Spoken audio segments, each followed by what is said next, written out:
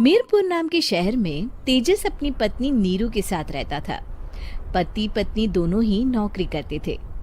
एक दिन तेजस गांव अपनी माँ के पास फोन करता है। हेलो, प्रणाम माँ। जीते रहो माँ, तुम दादी बनने वाली हो हैं?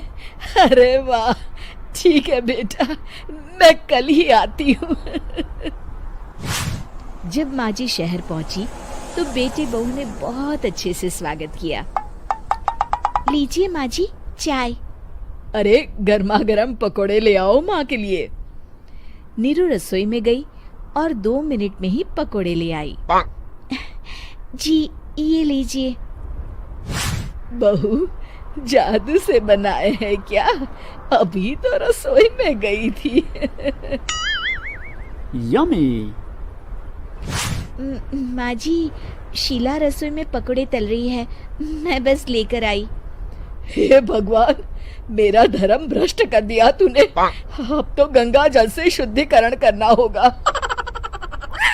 दूसरे दिन, माँ जी मैंने नाश्ता बना दिया है, ऑफिस जा रही हूँ। पर अभी तो घर का सारा काम पड़ा है। शीला आती ही होगी, झाड़ू पोछा बर्तन कपड़े वो सब कर लेगी। हमारे जमाने में घर का सारा काम हम ही करते थे। जी माँ जी, आप बहुत होशियार हैं, मैं घर ऑफिस दोनों नहीं संभाल पाती। तो जरूरत क्या है घर से बाहर जाकर चाकरी करने की? वैसे भी घर का काम खुद करने से घर में बरकत आती है, समझी? पर माँ जी। पर वर कुछ नहीं, इस महीने की पगार मिले फिर ऑफिस बंद। हाँ। रात को नीरू तेजस से कहती है, सुनिए जी, माँ जी बोल रही थी कि मैं नौकरी छोड़ दूं। वैसे ठीक ही तो है, अभी तुम्हें आराम की जरूरत है। फिर भी आराम कहाँ, शीला को छुड़ाने के लिए बोल रही थी।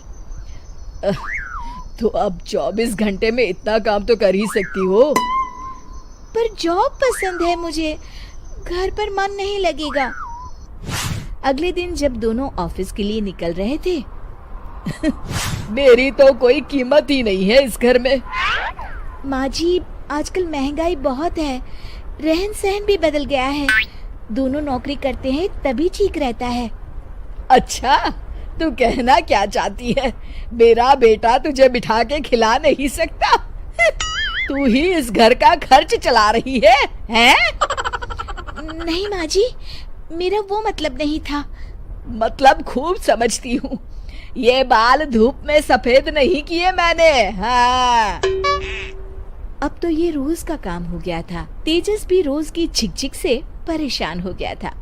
एक दिन उसने कहा, नीरू, वैसे भी तुम्हें मैटरनिटी लीव मिलने वाली है, तो अभी से ही छुट्टी ले लो। पर क्या, मेरी सैलरी अच्छी खासी है। आखिर नीरू ने रिजाइन कर दिया। जब बच्चा हुआ तो घर में सब बहुत खुश हुए। कुछ दिनों बाद तेजस फाइल देख रहा था। क्या हुआ तेजस, कुछ परेशान लग रहे हो? हाँ, वो हमारी जितनी सेविंग्स थी वो तो हॉस्पिटल में और छठी के फंक्शन में खत्म हो गई है नीरू। और अभी वैसे मंदी चल रही है तो मैं बोल रही थी कल मुन्ना को हेपेटाइटिस का टीका लगवाना है। नीरू, क्या पोस्टपोन नहीं कर सकते? नहीं जी, बिल्कुल नहीं। अब तेजस को समझ में आ रहा था कि उससे गलती हुई है। पैसों की कमी का असर घर के माहौल पर भी पड़ रहा था। अगले दिन, बेटा मेरा चश्मा और ये दवाइयाँ ले आना, पर्चा देते हुए माँ जी ने कहा। जी। तेजस, मुन्ना के लिए दूध का डिब्बा और डायपर भी ले आना, और ये किराने के सामान की लिस्ट है, इसे भी लाना है। तेजस गुस्से में लिस्ट मरोड़कर फेंकता है और चिल्लाता है, पैसे क्या पेड़ पर उगते हैं? ये ले आना, वो ले आना। अरे पर ये जरूरत का सामान ही है। वो गुस्से में बिना कुछ कहे ऑफिस चला गया। अरे लंच तो ले जाइए। नीरू दौड़कर डिब्बा पकड़ाती है। एक दिन खाना खाने के बाद, नीरू, अब तो मुन्ना कुछ बड़ा हो गया, तो अब तुम वापस ज्वाइन कर लो ना जॉब। पर इस रिसेशन में जॉब मिलना बहुत मुश्किल है। ट्राई तो करो। फिर मुन्ना?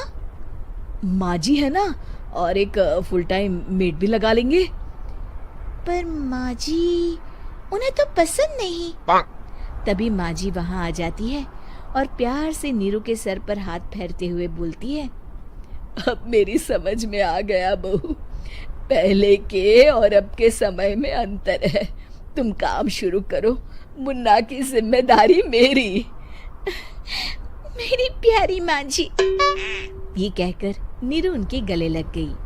शिक्षा, परिवर्तन संसार का नियम है, हमें भी समय के साथ चलना चाहिए। उम्मीद है कि आपको हमारी ये कहानी पसंद आई होगी। कृपया हमारे चैनल को सब्सक्राइब करें और सभी अपडेट्स के लिए बेल आइकन जरूर क्लिक करें। और हाँ, वीडियो लाइक और शेयर करना मत भूलिएगा। Bye bye.